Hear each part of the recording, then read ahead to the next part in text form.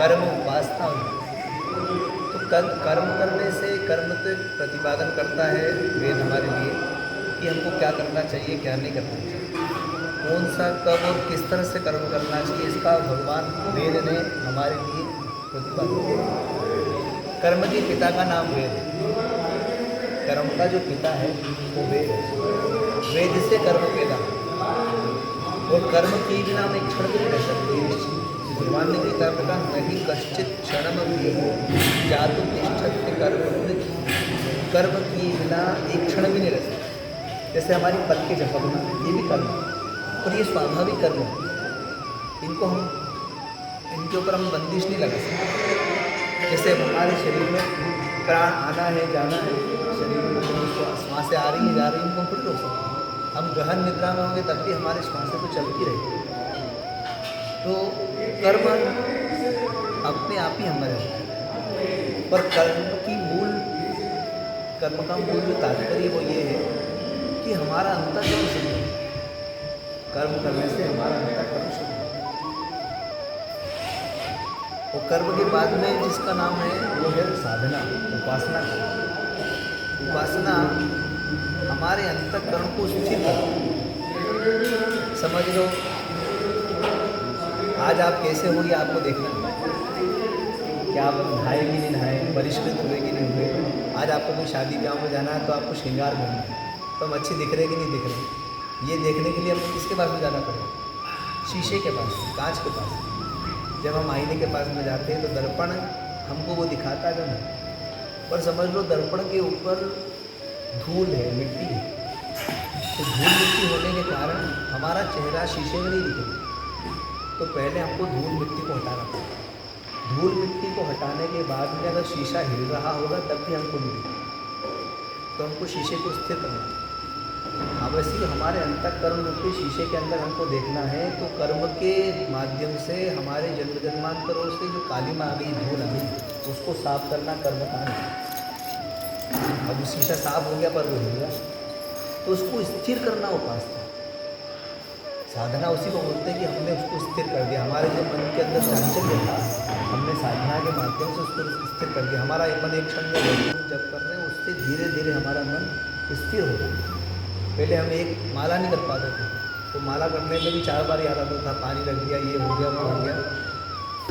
तो अब माला 3 घंटे हम जप रहे हैं, 4 घंटे जप रहे हैं, तो वो मन स्थिर हो रहा है। तो जैसे आपने शीशे के अंदर की चंचलता को उठाया, इसी साधना के माध्यम से हमारा अंतःकरण स्थिर होता है। तो कर्मकांड के माध्यम से शीशे के ऊपर की धूल को हटाना, जैसे अंतःकरण को साफ करना, और उपासना साधना के माध्यम से मन को स्थिर करना।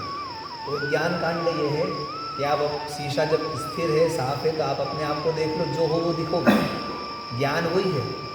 भगवान वेद ने कहा है योसा आदित्य पुरुष सोसा वहम, जो उस आदित्य पुरुष में चमक रहा है वो तुझ में है।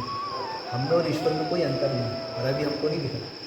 पर जब हमको ज्ञान हो जाता है तो ज्ञान होने के बाद में हमारे अंतःकरण के अंदर ही उस परमेश्वर का हमको दर्शन होगा। ये भगवान वेद व्यास ने बताया। ये मेरे सरल शब्दों में आपको बता दिया, बहुत कठिन। समझ लो वेद में 1 लाख मंत्र हैं, तो 1 लाख मंत्रों में से 80,000 मंत्र तो केवल कर्म का निरूपण करते हैं। उसमें भी 16,000 मंत्र उपासना का निरूपण करते हैं, और केवल 4,000 मंत्र है जो ज्ञान का प्रतिपादन है। बताते हैं कि ज्ञान, और ज्ञान इसके बिना मनुष्य को मुक्ति नहीं मिल सकती।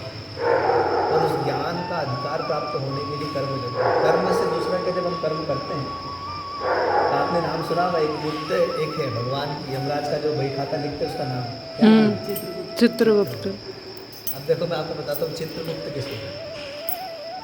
हमारे अंतःकरण के अंदर 4 चीज़ें हैं, मन, बुद्धि, चित्त और अहंकार। बुद्धि तादात्म्य मन के माध्यम से कर्म के संस्कारों को जिस पिटारे में हम रखते हैं उसका नाम है चित्त। समझ लो गल्ला रखते हो तो गले में गुल्लक में हम कई लोग पैसे रखते रहते हैं, कभी 10 का नोट, कभी 20 का नोट, कभी अच्छा कड़क नोट डाल दिया, कभी सड़ा नोट डाल दिया, जैसा भी हमने डाला। तो जो आपने डाला है वो नोट उसके अंदर है। आप जब भी बोलोगे वो 10 का 20 का नहीं निकलेगा, 20 का 10 का वन के लिए निकलेगा, जो डाला है वो किया। उसी प्रकार हमने जो जो कर्म किए उसके संस्कार जिस गल्लक के अंदर है उसका नाम है चित्त। और वो चित्त के अंदर जितने भी हमारे चित्र हैं, हमारे संस्कार है, वो मुक्त रूप से रह रहे हैं, इसलिए उसी का नाम है चित्रगुप्त।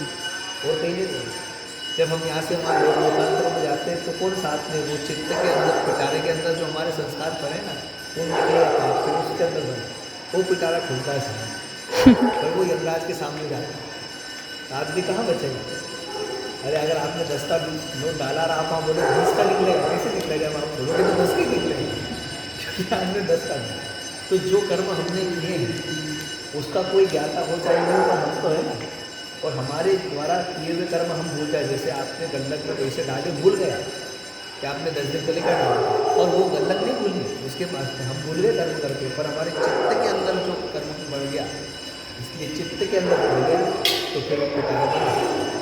इसलिए कर्म करते समय मनुष्य को सावधानी, और सावधानी के बाद में भी जब हम कर्म कोई करें, प्रातःकाल उठ करके भगवान से प्रार्थना करें आज हमसे अच्छे कर्म करें, और सोते समय भगवान से कहें कि जो कुछ भी हमने गोविंद किया है तो प्रियम वस्तु गोविंद समर्पय हे जगदम्बा, आपकी कृपा से हमने जो कुछ भी कर्म किया था अब आपके ही चरणार में, तो उसका जो अनिष्ट होना है, उससे जो बुरा होना है या अशुभ फल मिलना, वो नहीं मिला।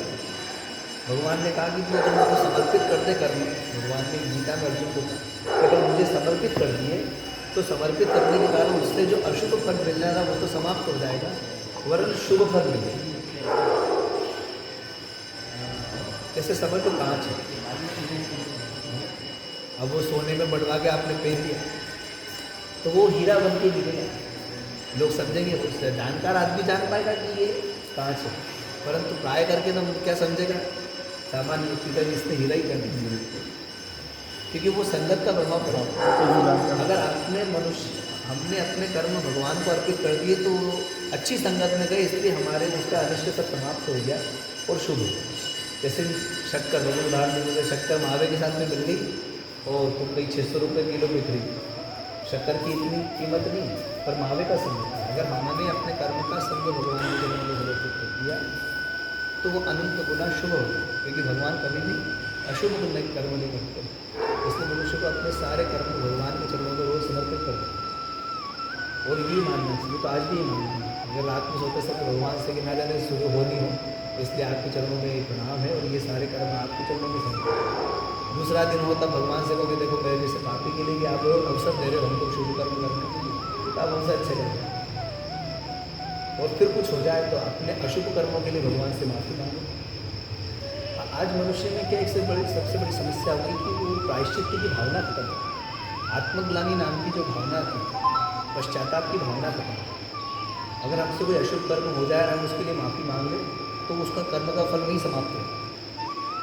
गोस्वामी जी ने एक बात कही है रामायण में, मानस में उन्होंने कहा कि कलयुग एक पुनीत प्रताप का, मानस पुण्य हो नहीं पाए। कोई अगर कलिकाल में हम ऐसा सोचना मत, पर फिर मैं बता रहा हूँ कि हम मन से किसी का बुरा सोचें तो बुरा सोचने से जो आपका फल है वो नहीं मिलेगा, पर हम अगर मन से किसी का भला सोचें तो उससे पुण्य की प्राप्ति है। भले से आपने कुछ नहीं किया, पर आपने संकल्प किया कि मैंने 10 ब्राह्मण को भोजन कराना, तभी 10 ब्राह्मण को भोजन कराने का जो पुण्य फल है वो आपको प्राप्त है। आपने अगर सोच लिया कि 10 लोग मर जाए, ऐसे सोचना, पर सोच लिया कभी गलती से, तो वो जो उसका पाप है वो नहीं मिलेगा। तो अगर हम मन से अच्छा सोचते हैं तो उसको हमको पुण्य की प्राप्ति होगी। तो दुनिया बुद्धि अपनाना चाहिए, मन से अच्छी सोचना चाहिए जितना हो सके। ये भगवान ने बहुत अच्छी व्यवस्था हमारे लिए बनाई है कि अगर हम कर नहीं सकते तो कम से कम सोच तो सकते हैं, उसमें तो हमारा कुछ नहीं मिलेगा। पर कई बार मनुष्य सोचने में भी वो, क्योंकि वो संस्कार जैसे होते हैं, इसलिए संस्कार हमारे जीवन में बड़ा महत्व है। संस्कार हमारे केवल नहीं इसी लोग को सुख नहीं बनाते, हमारे संस्कार हमारे लोकांतरों तक जाते हैं, क्योंकि चित्त के अंदर जो बीज गया है वो लोकांतरों को प्रकाशित है। कर्म की श्रृंखला अत्यंत गहन है। भगवान ने गीता में कहा गहना कर्म की गति बड़ी गहन है, उसको समझना कठिन है। इसलिए कर्म करने के बाद में भगवान के चरणों में समर्पित है। सबसे अच्छा, सबसे सरलतम महापुरुष साधन बताते हैं कि सारे कर्मों को भगवान के चरणों में समर्पित कर दो तो वो तुम्हारे लिए अनंत गुना पर क्या है। भगवान को जब कर्म देते हैं, जैसे समझ लो, क्योंकि जहाँ आधिक्यता होती है उससे बहुत बड़ा प्रभाव पड़ता है। नाला बह रहा है और नाले में आपने एक चम्मच उठा के दही डाला, तो वो दही कब नाला हो जाएगा कह नहीं सकते। पर समझ लो कि खूब दही का बड़ा तपेला रखा और उसमें एक चम्मच उठा करके आपने नाले का पानी डाल दिया, तो वो दही में मिल जाएगा, दिखेगा नहीं। कारण क्या है? आधिक्यता जिसकी है, वहाँ दही जाता है, वहाँ नाला जाता है। तो भगवान में शुभता ही शुभता है, अशुभता भगवान में है ही नहीं। तो अगर हमारे अपने अपने कर्म समर्पित किए, उसमें कोई अशुभ कर्म भी होगा तो वो वहाँ जा करके अपने आप में ही शुभ बन जाए।